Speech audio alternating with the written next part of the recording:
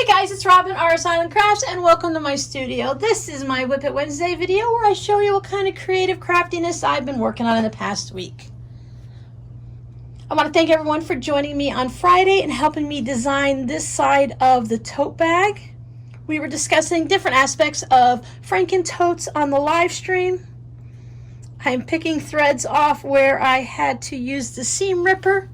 So for those of you who haven't watched the replay yet, and if you're kind of interested in learning more about not just Franken totes, but how to audition fabrics and audition pieces and scraps and whatnot into your blocks to work on a quilt, on a pillow, on a Franken tote, maybe just a wall hanging or a table runner. This is my process and it works really great for me, and you probably have your own process, but sometimes it's nice to just take a peek into someone else's head and see how they figure things out, and then maybe we can just pick a little bit from their brain and a little bit from this one's and mix it in with how we already do things and come up with a whole new way of doing stuff. I like to challenge myself and I like to keep growing and finding new things. I do like to keep what works, but I do really enjoy bringing in new things. So this is going to be one side of the tote. After it's quilted, it'll shrink up just a little bit and get trimmed down, because right now it's probably about 25 inches tall, so that is a little bit taller than we need. But it's at that mark, a little over 17 inches wide is what I was going for. I think for the majority of this, I let everyone decide. I already had this block done, and we discussed which different things. I think I chose this little thin purple strip, but you guys put your input on the rest of it, and I went with mostly from what you guys said, I believe, I hope. The other side of the tote is going to be this O. I'm going to work on that myself, and I'm going to choose the fabrics I want, because I really wanted to use this fabric and everyone outvoted me. But it's great because with a tote bag and other projects, you can just do different things. Just because I have this blender, which this blender works perfectly with this fabric, it's really a great purple. I got this from fabric.com. This blender goes great with it, and I 100% agree that that needs to be there and it works beautifully. But I also just like this purple and I want to include it somewhere.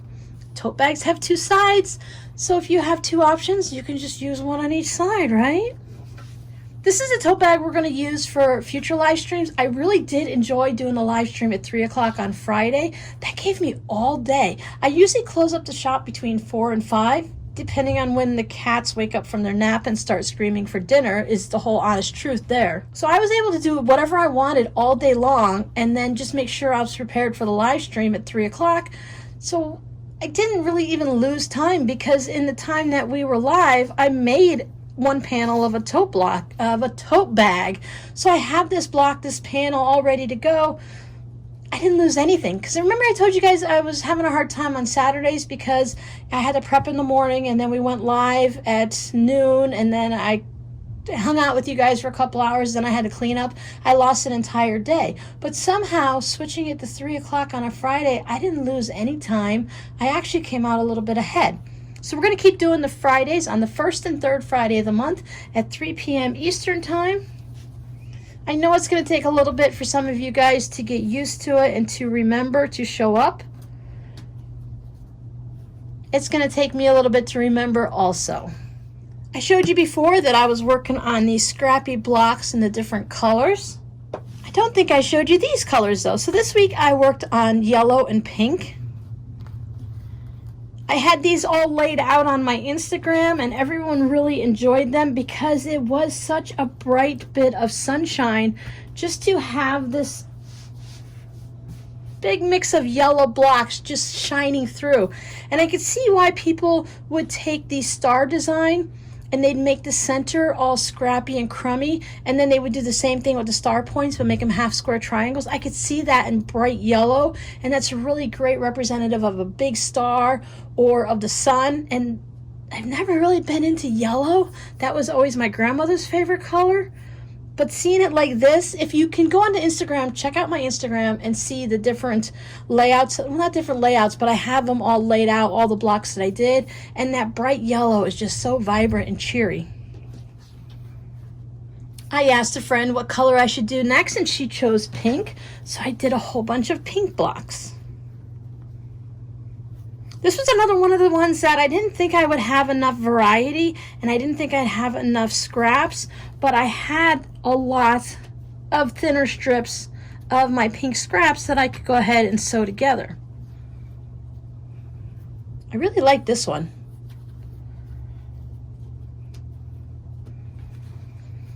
It was one of those projects where you have your a favorite fabric, like I really love these flowers here in the pink, and you're like, I don't want to use that, it's my favorite fabric, but you can't hoard it. And in reality, it's just a scrap, right?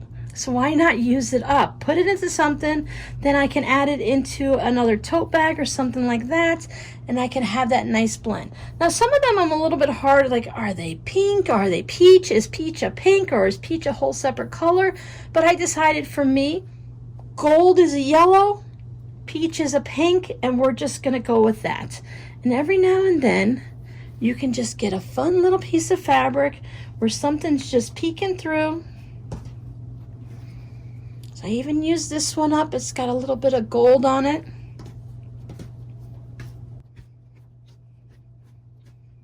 This one snuck through. That guy's not 4.5 inches. He's 5 1/4 by 4. So that one's gonna need to have a little bit of work done to it. I'm just gonna keep collecting them in this bin, but eventually I think I want to maybe put, I don't know, I don't want them to get all mixed together, and I want to have easy access to them, but just as you see, I just tossed these in because it's a mess and I want to remember that I have to come back and fix this one. So it's one of those things where I don't think this is going to be the option for me, but I'm going to find some type of system so that I will definitely keep using these scraps, these little 4.5 inch blocks, and not forget about them. So what color should I do next? I think these are going to be the next 2 colors I work on. I have a nice variety of colors in both of them.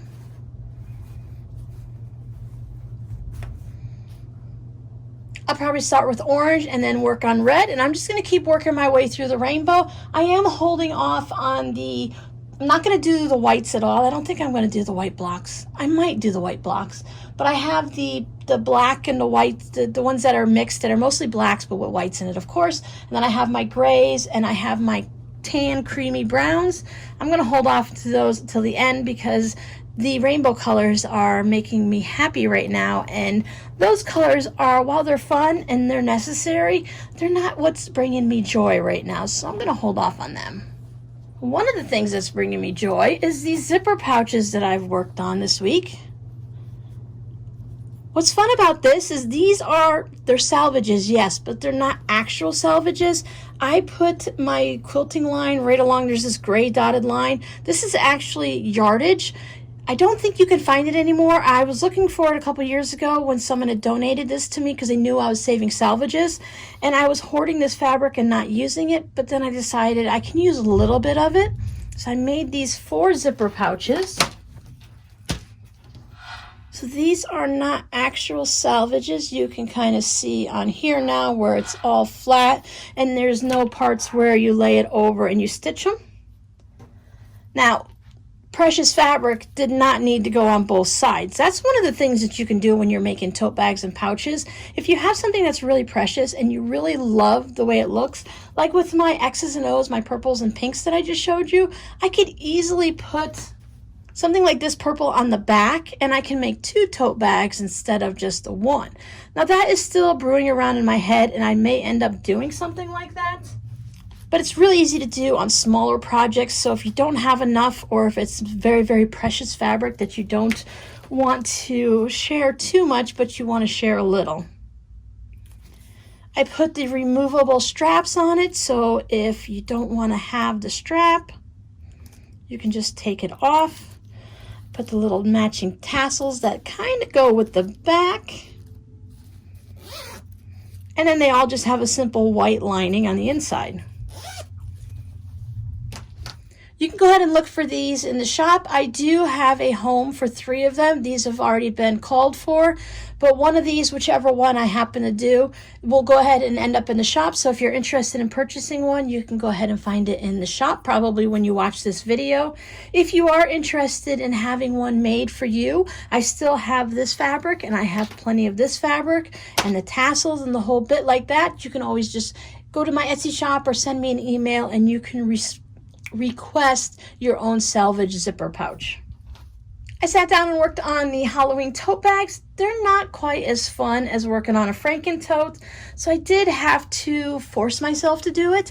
It wasn't really that hard to twist my arm because they are fun bags to work on.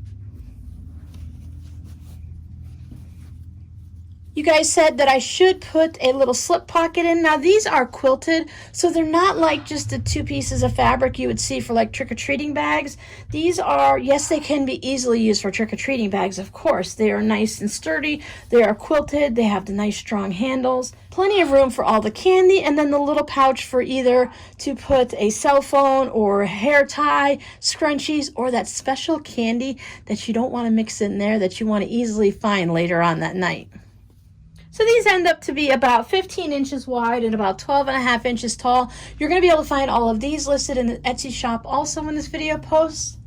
If anyone's ever interested in the simple trick-or-treat bags where it's just a fabric on the outside and a lining on the inside, no quilting, nothing fancy, just some of those very basic bags for trick-or-treating, you can always just send me a message on Etsy or in an email, just like with any other request you might have, and we can discuss fabrics and go and work from there. But here's this one. I thought it'd be fun to put a little bit of a pumpkin pocket on the inside, something that sticks out a little. That's one of the things with Halloween is almost anything goes. This is a row by row panel type quilt yardage fabric. So it's all basically just witches flying over the city. Every other row is different. I used the same fabric for the handles. Here are the purple witches. We all agreed on the orange handles. That would probably be best for that. Again, I put some pumpkins on the inside, and I thought having a darker pocket would be good to make that stand out. So they all have about a 6.5 inch pocket. This is just yardage, so that it's all the same on the both. I went squiggly wiggly on this one. This guy's quilting. I just followed some of the lines, maybe put a 1/4 inch in from the edge. I stitched in between these two here, so that gave it some simple quilting. And as I said, this one has the wiggle swiggle wavy lines that go down like that. This was another one of those row by row panel type quilts. I keep calling it a quilt, but it's a fabric that you use in a quilt. So this one has the red. It's got the owls going trick-or-treating. We have the spider webs with the little spider faces, and then these are all bats up at the top. We flip it over on the other side, and you have the other part of it. I just cut part of the yardage here, moved up and cut part of the yardage there. So you have the little trick-or-treat baskets. Back to the main part of it. This was probably one of the main sections of the fabric because it's been repeated a lot. We have little boos, and then this is just some fun. And then we got boo, spooky, creepy, scary, eerie. So you got a bunch of ghosts and then trick or treat. And then I used the same fabrics for the handles, but I used one from the front and one from the back, so you have a mixture of your fabrics. I took that fun fabric from this tote bag and I put that on the inside because if we have a row by row here, we may as well do a little row by row there. And then I used that same dark fabric. I didn't have a lot of it, so I thought it would be fun to just use as pockets. And we have some kitty cats that are dressed up as ghosts, the devil, just a trick-or-treating pumpkin, and then the mummy. Oh, there's a skeleton cat. And this one I just quilted, again, a 1/4 inch or so from there. I went right along on the stitching line, 1/4 inch, and then we just have our basic quilting on both sides. Now my favorite one, as you can see, none of these are pieced. They're all just the main fabric that is being showcased. I love this fabric. I love how it's got the dark background with all the rainbow colors. It's got my pumpkins in it that I love. It's got some moons and stars. I love the fall trees where you have no leaves on it that are really spooky and scary. So you've got your rainbows coming out of everywhere. Your different cottages. So this was just speaks to me. I just love how bright and colorful it is. I love that it showcases Halloween. And that you've got a little spider here. He's just a little vampire spider. The apple baskets, what are they? The wicker baskets? We always call them apple baskets growing up because that's what you use for picking apples. So you have a whole bunch of your skeletons in there. And I used another one of my favorite fabrics on the inside. And for this pocket, I thought some fun pumpkins would be nice. And I decided for the handles to go with one red and one green because when I look at this bag, I see red and green. Those are the colors that really jump out at me. There are plenty to see and a lot of different things to look for. Got little eyeballs in the tree. Growing up, I always thought that trees were alive. I know not everyone will believe something like this, but I've always believed that trees have a soul. So I've always loved trees growing up. I love how just a little bit of the wiggle squiggle quilting like that will allow these tote bags to just stand up on their own. They have a nice decent gusset. I believe they all end up being around the 5-inch mark. And it's just perfect for going out and doing a little trick-or-treating or going to the farmer's market if you're going to be picking some fruit and vegetables yourself. So all of these will be in the shop. Now, even though these tote bags are relatively simple, they are a little bit more than just 2 fabrics put together. There's still quite a bit of time that's put into them, but I still enjoy choosing the fabrics, choosing the lining, the pocket, and silly as it may sound, the handles are my favorite part. While designing Franken totes and having a good time putting all the pieces together, I just love deciding what handle is going to go in the bag. So if you ever get to the point where you don't think you've finished anything this week, you don't think you've made enough progress on anything, I highly suggest laying it all out on a table like this. You don't have to do a Whip It Wednesday video, but you can always just have that thought in your head. If I was going to do a video on YouTube and show everyone what I've worked on this week, let me lay it out on the table and see what it looks like. So I have 8 bags, the front of a bag, and a bunch of scrappy blocks. And I think that's pretty good progress for the week. So what have you guys been working on?